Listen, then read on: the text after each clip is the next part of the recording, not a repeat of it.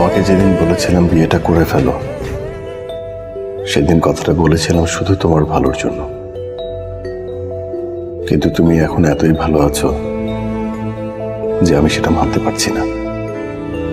আচ্ছা, মানতে পারাটা স্বাভাবিক নাকি মানতে না পারাটা স্বাভাবিক?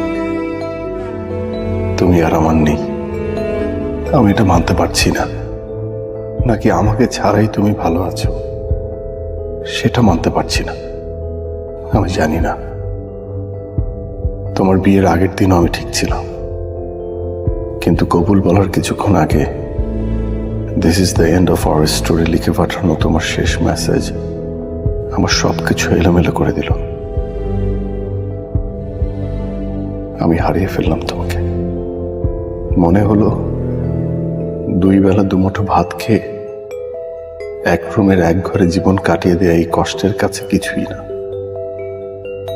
সেদিন থেকে এই পর্যন্ত বুকের বাঁ পাশের চিনচিনে ব্যথাটা আমার একটুও কমেনি। আমি তোমাকে প্রচন্ড মিস করি ত্রিনা। আমি চাই তুমি ভালো থাকো,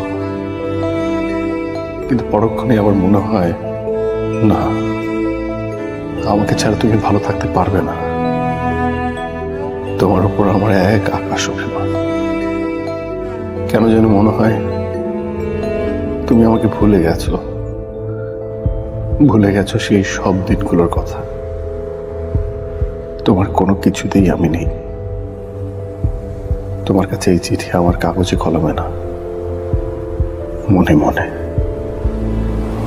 তুমি কি শুনতে পাও? শুনতে যদি পাও তাহলে শেষ একটা প্রশ্ন। আচ্ছা,